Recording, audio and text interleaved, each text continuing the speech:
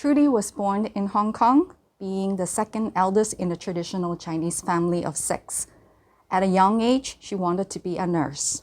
By providence, she was introduced to the newly opened nursing school at the Adventist College.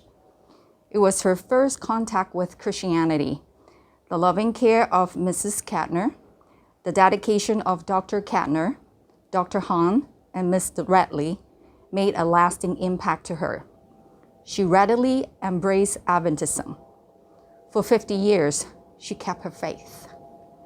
While working in Tsuen Wan Adventist Hospital, she met a young man who was patiently and gently tutoring her in mathematics so that she could qualify to further her nursing education in Sydney, Australia. The teacher and student fell in love. Their love was being tested 1 year later when they had to split apart. He went abroad for his medical education, and she went to Australia for her nursing education. For 4.5 years, 1 letter a week fueled their love. The loving relationship endured over time, and they eventually got married in Sydney, Australia. Trudy enjoyed her days in India, growing vegetables, tending her garden, and making rice noodles, turnip cakes, and other Chinese cuisines using local ingredients. These dishes satisfied more than the hunger and cravings of many Chinese students around her. It was during the years in India that Trudy was pregnant and gave birth to Caleb. Caleb was born prematurely by cesarean section. Weighing only 1.8 kilogram, 3.97 pounds at birth.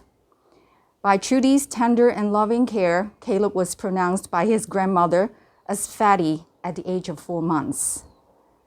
Trudy was adamant that the first few years of childhood will lay important foundations for the children's later lives. She sacrificed her career to take care of the children full-time.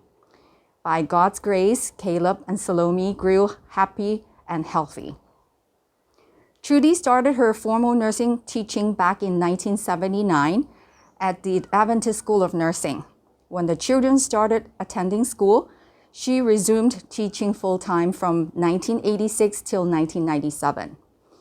She started first at the Adventist School of Nursing, then at St. Teresa Hospital, and then at Donghua Eastern Hospital.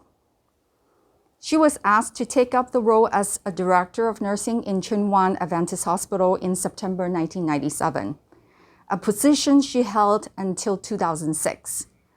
There were the days when she wore several hats, overseeing the nursing services, leading quality improvement and infection control initiatives, and housekeeping. Trudy worked late into the night to draft up nursing policies, many of which are still in use at the hospital today. She was trained as a trend surveyor, a hospital accreditation process in Hong Kong, and acted as the trend surveyor for Matilda Hospital and Canossa Hospital in the years 2002 and 2004, respectively. She carried the responsibilities of leading and successfully achieving the accreditation of Joint Commission International for Tsuen Wan Adventist Hospital in 2006.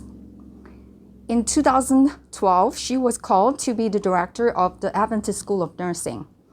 After being involved in nursing education for years, she had a strong belief that quality patient care consists of embodying both the technical skills and a patient-centric, caring, and loving approach. The latter considered Nightingale's. Trudy was retired in 2018. Trudy held 2 fellowships at the Hong Kong Academy of Nursing, Nursing Education and Research, and Nursing and Healthcare Management, and was a council member of a number of nursing associations. She actively participated in these professional organizations, and her contribution was highly appreciated by her fellow members. Trudy never stopped learning. After graduating in 1971 with her first diploma of nursing in Hong Kong, Trudy went to Sydney to obtain her registered nurse degree in 1976. After acquiring her Bachelor of Science in Nursing in 1996, she went on to obtain a Master of Health Administration degree in 1999. And at the age of 58, she embarked on one of the most challenging professional chapters of her life. After 7 years of grueling hard work, she obtained her Doctor of Health Science degree from the Hong Kong Polytechnic University in 2015. During the last 2 years of the COVID pandemic, she joined her husband in attending medical seminars online, listened attentively and diligently while taking detailed notes. Trudy also infected her colleagues with her contagious sense of enthusiasm in knowledge seeking. All the managers who worked under her during her directorship in nursing were encouraged to seek higher studies to advance their careers. As a result, many have now achieved leadership roles in nursing. Trudy enjoyed playing the piano. She could play for hours at a time. To improve her skills, she sought lessons from many piano teachers. During the years of retirement, Trudy had plans to resume painting and creating flower arrangements, which were her hobbies. She enjoyed beautiful things and delicious food too. Besides continuing to be active in various nursing societies as a council member, Trudy kept herself busy in dancing classes and hiking trips. Many people were pleasantly surprised by her determination and ability to hike and conquer some of the most difficult mountains in Hong Kong. The hiking trips were strenuous, but she completed them with the same spirit she endured through her doctoral studies. Trudy also faithfully attended several Bible study groups.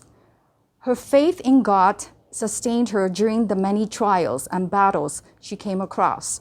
The whole family undoubtedly considered her a great mother and grandmother, a sweet and supportive wife, a dedicated educator, an honest administrator, a persistent learner, an innovative chef, a trusting and truthful friend, and a great motivator. We will miss her deeply and hope that her beautiful and fulfilled life had made a lasting impact to others, just like her sweet and unique smile. Thank you.